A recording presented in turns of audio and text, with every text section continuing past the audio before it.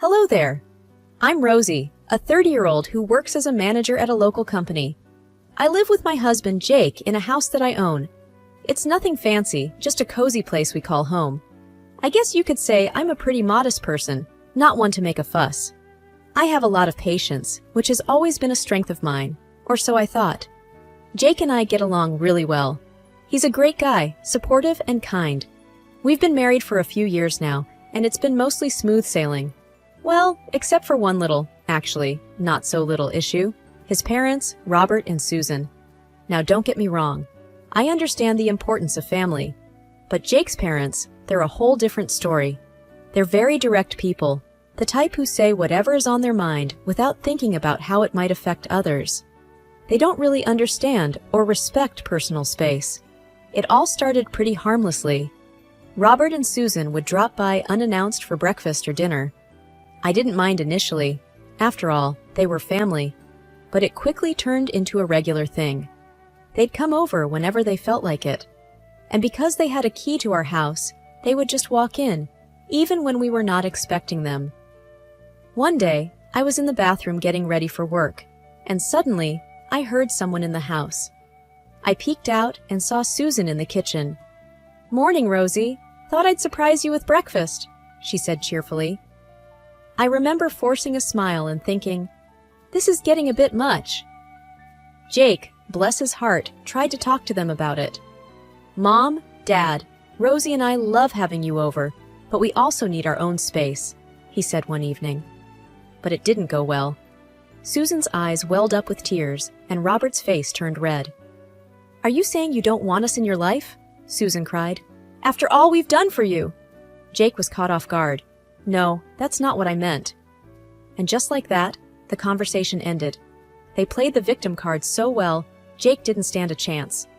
I felt for him. He was torn between his parents and our life together. Things escalated from there. It wasn't just meals anymore. They started staying overnight in our guest room, and before we knew it, they were spending days at our place. It felt like we had permanent house guests. I tried talking to Jake again. "Honey, I love your parents, but this is getting out of hand. They're here all the time," I said, hoping he'd understand. He sighed, running a hand through his hair. "I know, Rosie. I'll try talking to them again." But deep down, I knew it was a lost cause. They had this way of making him feel guilty, and he just couldn't stand up to them. It was a tough spot, and I felt stuck. I loved Jake, but his parents were just too much. Life with Jake's parents dropping in whenever they pleased started to feel like a TV show where the same episode kept replaying.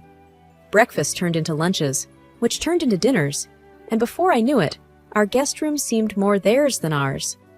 I tried to be understanding, but it was getting harder each day. One Saturday morning, I woke up to the sound of pots and pans clanging in the kitchen. I rubbed my eyes and looked at the clock. It was barely 6:30 a.m. I wandered into the kitchen, still half asleep, and there was Susan, cheerfully making pancakes. "Good morning, Rosie. I thought we'd have a big family breakfast today," she said, not noticing the surprise on my face. I managed a polite smile. "Good morning, Susan. That's nice of you." I sat at the table, sipping my coffee, watching her move around our kitchen like she owned the place. Robert soon joined us, a newspaper under his arm. "Morning, Rosie. Sleep well?" he asked, not waiting for an answer as he got busy with the sports section. I nodded, still trying to wake up. Jake stumbled in a few minutes later, looking as surprised as I felt.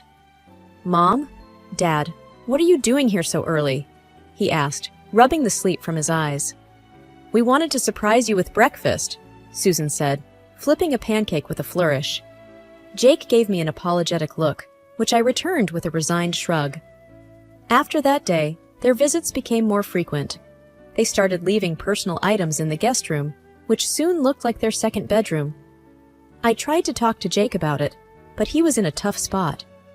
"I know it's a lot, Rosie, but they're my parents. What can I do?"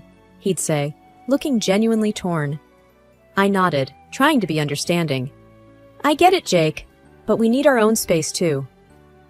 One evening, I found Susan rearranging our living room. "I thought this would look better over here," she said, pushing the couch to the other side of the room. I couldn't help but feel a little annoyed.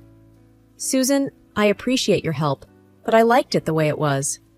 She looked at me, surprised. Oh, I just thought it needed a change.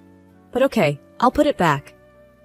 I watched as she reluctantly moved the couch back, feeling a bit guilty for snapping at her. Things came to a head one night when I came home from work, exhausted, only to find a small gathering in our living room. Robert and Susan had invited some friends over without telling us. Rosie, dear, we thought we'd have a little get-together.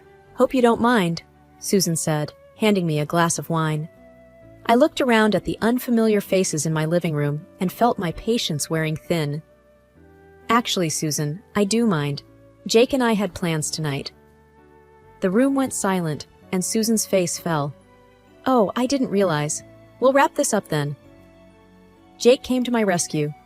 Yeah, Mom, we had a quiet evening planned. Maybe check with us next time? They ended the gathering shortly after, but the damage was done. I felt like a stranger in my own home, and it was clear something had to change. I tried talking to Jake again. This can't go on, Jake. We need to set some boundaries with your parents. He nodded, looking more determined this time. You're right, Rosie. I'll talk to them. This is our home, and we should feel comfortable in it. The breaking point came when Jake and I planned a short holiday. We needed a break, a chance to recharge and get away from everything, including the constant presence of his parents in our house. I was really looking forward to it. We'll be gone for a week, just the two of us. It'll be nice, I said to Jake as we packed our bags. He smiled, wrapping his arm around me. I can't wait. We need this, Rosie. We informed Robert and Susan about our trip, expecting them to understand. We're going away for a week. Just wanted to let you guys know, Jake told them over dinner. Susan looked surprised. A whole week? What about the house? Who will look after it? I exchanged a glance with Jake. The house will be fine, Susan. It's just a week. We left for our holiday, and for the first few days, it was bliss. No unexpected visitors, no rearranged furniture, just peace. But our peace was short-lived. On the third day, we received a call from Jake's work. There was an emergency, and they needed him back. Our relaxing getaway was cut short. We were both disappointed, but understood that these things happen. We arrived home 2 days earlier than planned, expecting to walk into an empty house. But what we found was far from it. The moment we opened the door, we were greeted by the sound of laughter and music. There were people in our living room, people we didn't know. What the? Jake muttered, looking as confused as I felt. We walked in further, and that's when we saw them. Robert and Susan, in the midst of a group of strangers, having what looked like a party. Mom? Dad? What's going on? Jake asked, his voice a mix of surprise and anger. Susan looked up, her smile fading when she saw us. Jake, Rosie, you're back early. Who are these people? I asked, trying to keep my voice steady. Robert cleared his throat. Well, we thought since you were away, we'd rent the place out to some friends, just for a few days. I felt my jaw drop. You did what? Jake looked like he was about to explode. You rented out our house? Without even asking us? Susan wrung her hands. We thought it would be fine. You were away, and these friends needed a place to stay. I couldn't believe what I was hearing. They had turned our home into a rental property without our permission. The nerve of it all left me speechless. Jake was fuming. Everyone out. Now, he said, his voice leaving no room for argument. The strangers gathered their things, murmuring apologies as they left. Robert and Susan stood there, looking guilty but also defiant. We didn't think it would be a problem, Robert said, trying to justify their actions. A problem? You crossed a line. This is our home, not a hotel, Jake said, his voice shaking with anger. I stood there, watching the scene unfold, feeling a mix of anger, disbelief, and disappointment. This was it. This was the moment when I realized things couldn't go on like this. Something had to change, and it had to change now. After the house was cleared, Jake and I sat down with his parents. This can't happen again. You can't just use our house like this, Jake said, trying to remain calm. Susan started crying. We didn't mean any harm. We just thought... No, Mom. There's no excuse for this, Jake interrupted. "We need our privacy. We need you to respect our home." They apologized, promising it would never happen again.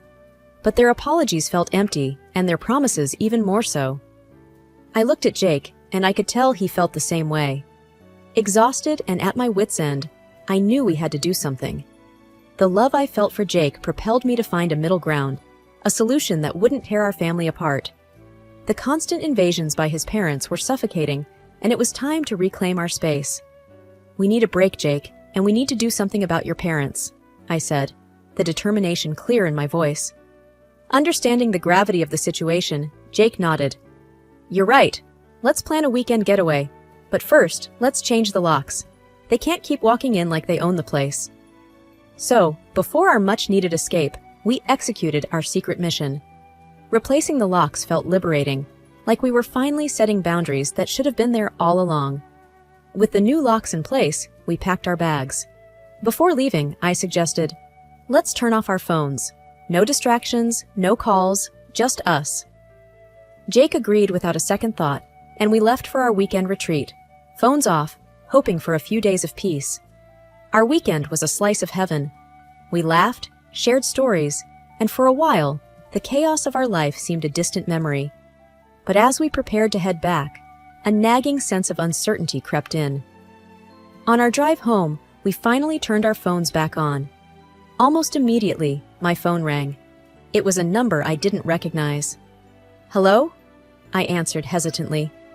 "This is Officer Daniels. Am I speaking with Mrs. Rosie Thompson?" A stern voice inquired. "Yes, this is she," I replied, my heart starting to race. "I'm calling about an incident at your residence. We have detained several individuals who broke the locks and entered your home." My mouth went dry. "Broke the locks? Entered our home?" "Yes, ma'am. It appears they were trying to gain unauthorized access. We have them at the station." I glanced at Jake, who was listening intently, his expression a mix of shock and confusion. "We'll be home soon, officer. Thank you for letting us know," I managed to say, trying to keep my voice steady. Hanging up, I relayed the information to Jake. His grip on the steering wheel tightened, and he let out a long, deep breath. "Who would do that? And why?" I whispered, a sense of dread washing over me. "We'll find out soon enough," Jake replied, his jaw set firmly. As Jake and I drove home, the weight of uncertainty was heavy in the car. We both knew that whatever awaited us at home was bound to be unpleasant. The thought of strangers breaking into our home was unsettling, but deep down, I had a nagging suspicion about who might be involved. "We should have seen this coming," Jake said, breaking the silence. "Changing the locks was bound to set them off." I nodded, knowing he was referring to his parents. "Let's just deal with it and move forward. We can't let this ruin what we've built." Arriving home, we found a police car parked outside. My heart sank. This was real. Officer Daniels, a tall man with a stern face, greeted us. "We caught them trying to break in. They were quite adamant about getting inside," he explained. "Who were they?" Jake asked, though his tone suggested he already knew the answer. "It was your parents, Mr. Thompson, and some of their friends," Officer Daniels replied. Jake's face turned pale. "My parents? But why would they—" "It seems they were unaware of the lock change. When they couldn't get in, they tried to force their way," the officer continued. I could see Jake struggling to process the information. His parents had crossed a line, and there was no turning back. "Can we see them?" I asked, my voice barely above a whisper. "They're still at the station. You can talk to them there if you wish." Jake and I exchanged a look, a silent agreement passing between us. We needed to face this head-on. At the station, we found Robert and Susan sitting in a small room, looking both angry and embarrassed. Their friends were there too, looking equally uncomfortable. "Mom, Dad, what were you thinking?" Jake asked, his disappointment evident. Robert stood up, his expression defiant. "We came to check on the house. We always have a key. Why did you change the locks without telling us?" "It's our house, Dad. You can't just come and go as you please. We've talked about this," Jake replied, trying to keep his calm. Susan started to cry. "We just wanted to be close to you. We never thought you'd lock us out. It's not about locking you out. It's about respect and privacy. You can't break into our house because you feel entitled to it, I said, finding my voice. Their friends looked on, awkward and silent, clearly regretting being part of this mess. We're sorry, but we didn't know what else to do, one of them mumbled. Officer Daniels stepped in. We understand it's a family matter, but breaking and entering is a serious offense. We need assurances this won't happen again. Jake looked at his parents, a mix of sadness and resolve in his eyes. This can't happen again, Mom and Dad. You need to understand boundaries. Robert and Susan nodded, the reality of the situation finally sinking in. We left the station with heavy hearts. The drive back home was quiet, each of us lost in our thoughts. The events of the day had taken a toll, and as we walked back into our home, we knew things would never be the same again. The days following the incident were like walking through a thick fog. Jake and I were trying to make sense of everything while dealing with the aftermath. We had to have several uncomfortable conversations with neighbors, explaining what had happened. It was embarrassing and draining. One evening, as we were sitting in the living room, Jake let out a long sigh. I never thought my parents would go this far, he said, shaking his head. I reached out and held his hand. It's hard, I know, but we'll get through this together. He squeezed my hand in response, and we sat there in silence, each lost in our thoughts. The doorbell rang, breaking the silence. I got up to answer it, finding our neighbor, Mrs. Henderson, standing there with a concerned look. Rosie, dear, is everything all right? We saw the police the other day, she said, her voice full of worry. Yes, Mrs. Henderson. It was a family issue, but it's under control now. Thank you for checking in, I replied, offering her a small smile. She nodded, still looking uncertain. Well, if you need anything, you know where to find me. After she left, Jake looked at me. Maybe we should have a small get-together. Invite the neighbors, clear the air. What do you think? I thought about it for a moment. That's a good idea. Let's do it this weekend. The preparations kept us busy, and for a brief time, it felt good to focus on something positive. We invited a few neighbors, keeping it small and casual. The day of the get-together arrived, and our guests slowly trickled in. The atmosphere was light, and the conversation flowed. It was a much-needed distraction. During the evening, Mrs. Henderson approached me. You two are such a lovely couple. It's a shame about the trouble with your in-laws. I gave her a reassuring smile. Thank you, Mrs. Henderson. We're handling it the best we can. As the evening wound down, Jake and I felt a sense of relief. The event had served its purpose, easing the tension in the neighborhood. The past few weeks had been a roller coaster, but Jake and I knew what needed to be done. Setting boundaries was the only way forward. We sat at the kitchen table, carefully drafting the rules we felt were necessary for our sanity and the health of our relationship. We can't just go on like this, Jake. It's time for a change, I said firmly, pen in hand. He nodded, looking somber. I know. It's just going to be tough. Once we were ready, we invited Jake's parents over to discuss the new rules. The atmosphere was tense as they sat down in our living room. Jake cleared his throat, and I could see his hands were trembling slightly. Mom, Dad, we need to talk about some changes we're making, he began, his voice steady despite his nerves. His parents looked at us, their expressions a mix of confusion and concern. We've decided to set some boundaries regarding your visits to our house, I continued, trying to sound as calm and composed as possible. Robert, Jake's father, raised an eyebrow. What kind of boundaries? Jake took a deep breath. First, we need you to call and ask before coming over. No more unexpected visits. And we can't give you the keys back. It's important for us to have our own space, I added, trying to sound as gentle as possible. Susan, Jake's mother, immediately looked upset. But we're family. Why are you doing this to us? It's about respect and privacy, Susan, I replied. We love you, but we need these boundaries for the sake of our relationship. Their reaction was immediate and emotional. Susan started crying, and John's face turned red with anger. This is outrageous! We're your parents! How could you treat us like strangers? Robert exclaimed, his voice raising. We're not trying to hurt you, Jake said, his voice strained. We just need some rules. Susan sobbed. We refuse to accept these rules. It's like you don't want us in your lives anymore. The conversation spiraled from there. No matter how much we tried to explain, they wouldn't listen. They categorically refused to comply with the rules and kept crying, playing the victims. Seeing no way to reach an understanding, Jake and I exchanged a resigned look. "Maybe it's best if we take a break from each other for a while," Jake finally said, his voice heavy with sadness. I nodded in agreement, though my heart ached at the thought. Jake's parents left our house in tears, and we were left in a deafening silence. It was one of the hardest decisions we had ever made, but we knew it was necessary. We needed space, and they needed time to understand and respect our boundaries. In the quiet of our home, Jake wrapped his arm around me. "I'm sorry it had to come to this." I leaned into his embrace. "It's okay. We had to stand up for ourselves. Maybe with time, they'll understand." As we sat there, I couldn't help but feel a pang of guilt and sadness. But deep down, I knew we had made the right choice. Setting boundaries was essential, even if it meant stepping back from family for a while. We are not in contact with Robert and Susan at the moment.